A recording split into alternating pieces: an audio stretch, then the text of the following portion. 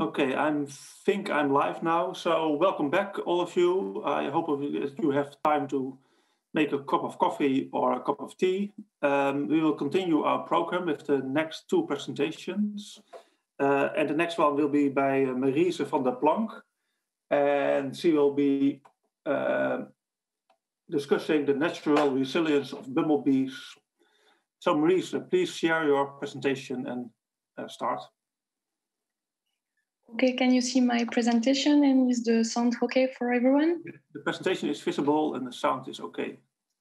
Nice, thank you.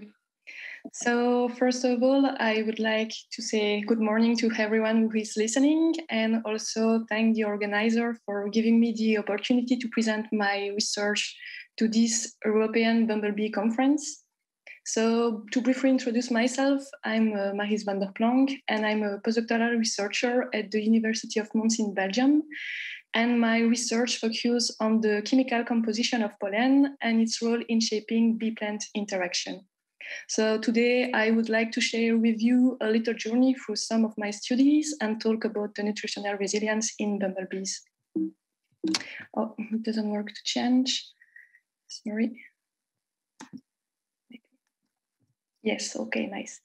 So as you all know, the bumblebees rely exclusively on floral pollen and nectar for their nutrition as both adults and larvae. And most of the bumblebee species are generalist species. That means that they forage on a large range of different host plants for pollen collection. And these host plants may belong to different plant genera or even plant families. Of course, as for everything, there is some exception, like, for example, Bombus consombrinus in the northern part of its distribution and Bombus gersteckeri, that are both bumblebee species that are tightly associated with the Aconitum genus. However, caution has to be paid because being a generalist does not mean that the bumblebees will forage randomly on all the available plants, but there is also a selective foraging behavior in generalist bumblebees with some plants that are never included in their pollen diets. So they only forage, for example, on the Asteraceae species for nectar, but they are mainly avoided for pollen collection. So such selective foraging behavior is allowed by the host discrimination in generalist bumblebees. And this host discrimination is enabled by the perception by the bumblebees of different signals that are emitted by the plants. So it can be olfactory cues, but also visual and chemotactile cues. And there is some evidence that the chemical composition of pollen also play a major role in this host discrimination in generalist bumblebees. Actually, this chemical composition of pollen is highly variable among the different plant species, and this variability will directly impact the reproduction of the bumblebee through an influence on the number of offspring, but also their mass and their developmental time. And there is also direct effect on the health status at the individual level, with effect on the immunity, the mortality rate, but also the survival rate. And all these parameters will directly have an impact on the foraging behavior of the bumblebees, so through an effect on host selection and resource collection. So actually, there is several studies that have shown that bumblebees are able to detect the chemical composition and quality of pollen, for example, some ratio of specific nutrients, but also some fatty acids concentration. So there is numerous studies from Anthony Vaudot and Sarah Leonard on this topic. And this detection will lead to a host selection by the bumblebees, which will select the hosts that are the most appropriate according to their physiological states and nutritional needs. So such selection of appropriate hosts is even more important in the current context of pollinator decline and global changes, with many stressors that have been identified as factors of decline. So we already talk a lot about them. So there is the change in land use, the spread of pathogens, the pesticides, the global warming, as well as the alien invasive species. Sorry. So our main research hypothesis is that if we give to the bumblebees the appropriate pollen resources, they may have access to peculiar chemical compounds that may help them to cope with the global change and environmental pressures. And so this is the definition of nutritional resilience in bumblebees that I will use in this talk. So to test this nutritional resilience, we use different experiments. And first of all, we look at change in land use and reduction of our resources as environmental stressors. So we know that there is different factors that we also talk about, such as urbanization, but also agricultural intensification that leads to large monoculture that will directly affect the floral resource available in our landscapes. And this modification of floral resources will be directly reflected in the pollen diet of the bumblebees. So we have indeed shown in the studies that the bumblebees will change their diet according to the change in the plant distribution. So you have in the abscissa axis the change in the plant distribution, and in the ordinate axis the change in the diet contribution of the different plant species. And you have the full line that indicates the relationship between these two parameters. So as you can see, except for Bombus ortorum, there is a trend for the bumblebees to forage on the expanding plants. And this trend is significant for Bombus lapidarius. So if we have a more detailed look to this change for Bombus terrestris, you have here the palynological analysis of its pollen loads for 2 different time periods. And you can see that indeed there is a huge change in the pollen diet of Bombus terrestris, with some plants that are increasing in the diet and other that are newly incorporating in this diet. So herein you have, for example, an increasing of Trifolium repens and the integration of the Rubus species. So we aim to test the suitability of these two pollen resources during live experiments using bioassay with microcolonies. So microcolonies consist of some workers that are placed in plastic boxes, and these plastic boxes are placed in a room with controlled humidity and temperatures, and the bumblebees are provided with syrup and pollen during all the experiments. And so during this bioassay, we monitored different parameters that are related to the resource collection, to the reproduction of microcolonies, but also to the stress response of the workers inside these microcolonies.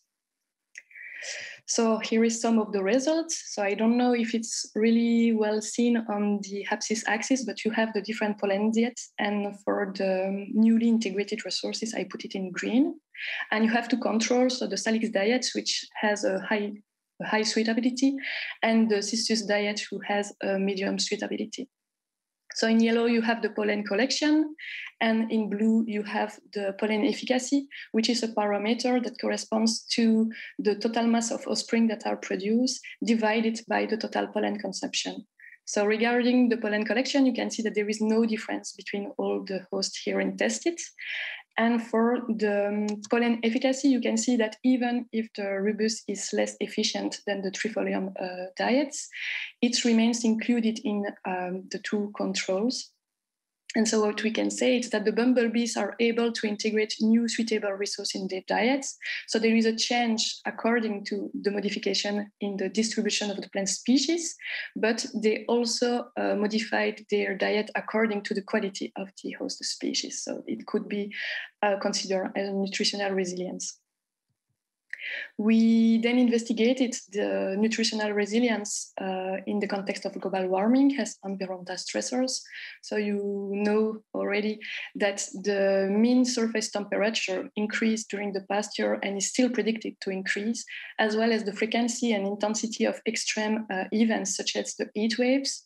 So the heat waves, we unfortunately did not see the talk of my colleague Baptiste, but are known to strongly affect the physiology and the reproduction of the bumblebee. So it's a really important event, not only consider the increase of the temperature, but also the increase of these extreme events. And so to test for this nutritional resilience, to cope with this heat wave, we designed a fully crossed experiments under controlled conditions, once again using microcolonies. And these microcolonies were exposed to different thermal regimes, so control one without stress, a short stress regime with short heat waves, and a long stress regime with long heat waves. And for all these thermal regimes, the microcolonies were fed with either highly suitable diets or a diet with a medium suitability or a diet with a low suitability in terms of nutritional composition. So here you have some of the results, two graphs, one on the broad mass, which is a proxy for the reproduction of the colonies, and one about the mortality, so the stress response inside the microcolonies. And what you can see is that, yes, as expected, there is an effect of the thermal stress, as you can see that the reproduction is lower when the microcolonies are submitted to the long stress, and the mortality is higher, but these effects are mitigated according to the diet which is provided to the microcolonies. So this means that if you provide the microcolonies with a suitable diet, that may mitigate the negative impact of heat waves on the microcolony performance, here for the case of Bombus terrestris, which could be considered as a nutritional resilience. So even if there is still an effect, it's less strong than with the diet provided is of lower quality. We then move on to consider the spread of pathogens and parasites, but also the alien invasive species. So we explore the synergy between these two environmental stressors. So regarding the spread of parasites and pathogens, there is a lot of new emerging bee diseases that are due to the spillover from managed or invasive pollinators to wild ones, but also to vertical transmission mode within the bumblebees colonies and the horizontal transmission mode that occur mainly during the floral visitation. And regarding the invasive alien species, so the effect is still controversial because they could be neutral but also negative or beneficial, but evidence is that they are more and more present in our landscape and they can disrupt the pollination networks as well as affect the health status of the bumblebees pollination into the wild. So what we did is selected different locations that are invited or not by Impatiens quadrillifera, which is an invasive plant species, which is foraged by bumblebees in natura. And within each of these locations, we have sampling different workers of Bombus pasquarum, and in lab, we have screened for the presence of different parasites like Apicystis bombis, Cretidia bombi, Nosema bombi, Nosema serranae, and also a lot of different species that was not distinguished during our PCR protocol. And then we put a Nosema species. And so here is the different results that we have obtained. So you have like the different parasites in the abscissa axis and the prevalence in the ordinate axis. And you can see that there is a trend in invaded seeds for the prevalence being lower.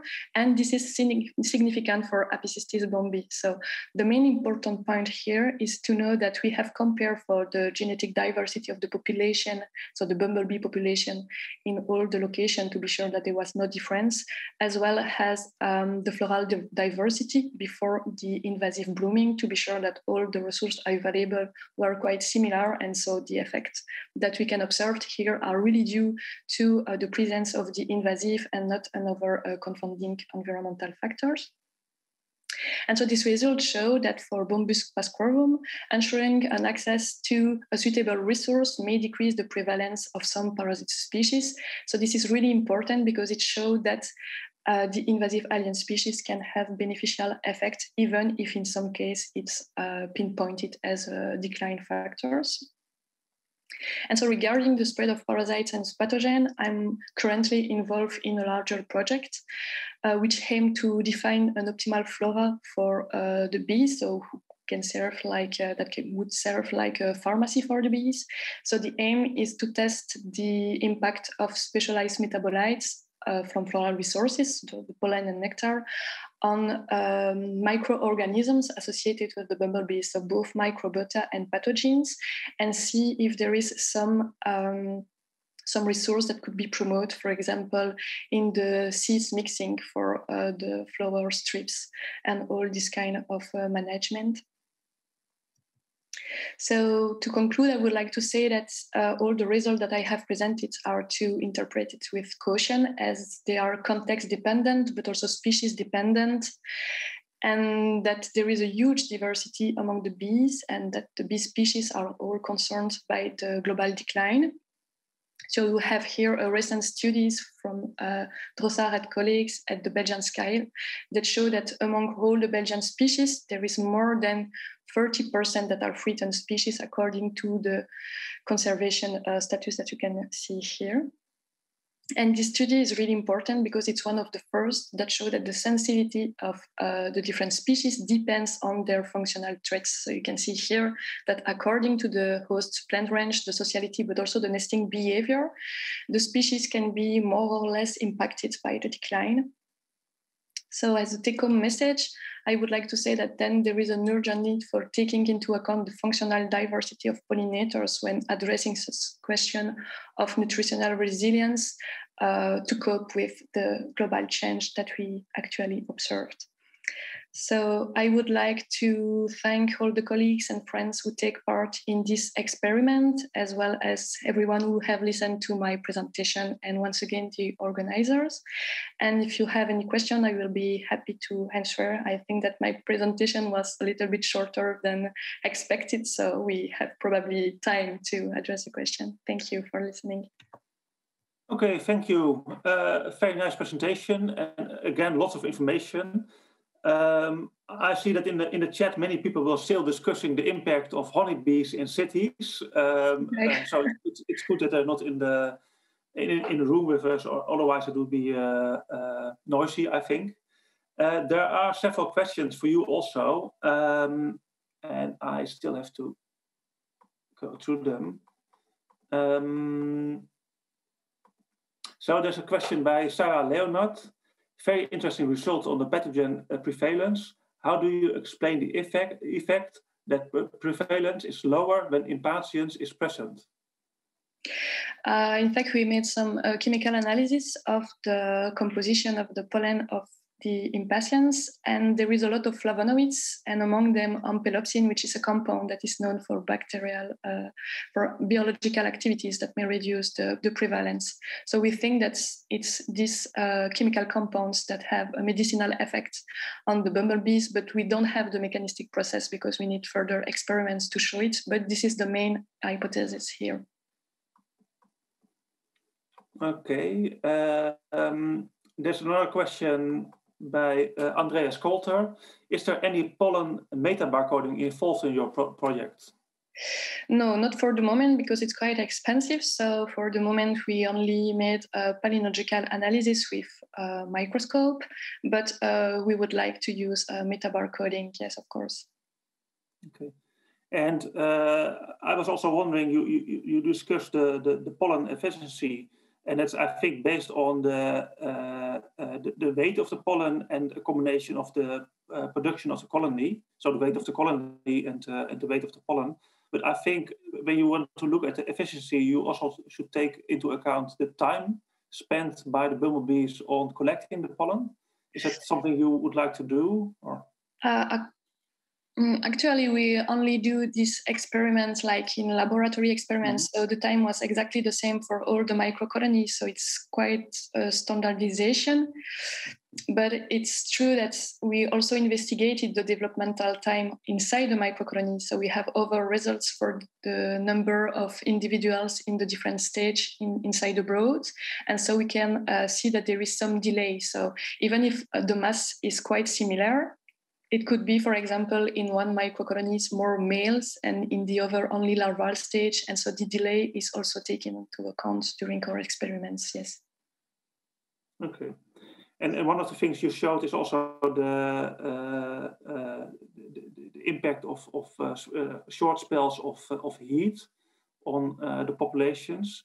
Do you know if there's any evidence that during spells of heat in natural environments, bumblebees will change their diet? So I think that they are able to detect the nutrients and so probably to change the diet in response to different parameters. So yes, I think so, but I have no evidence for that. Okay. I will quickly check if there are any more questions.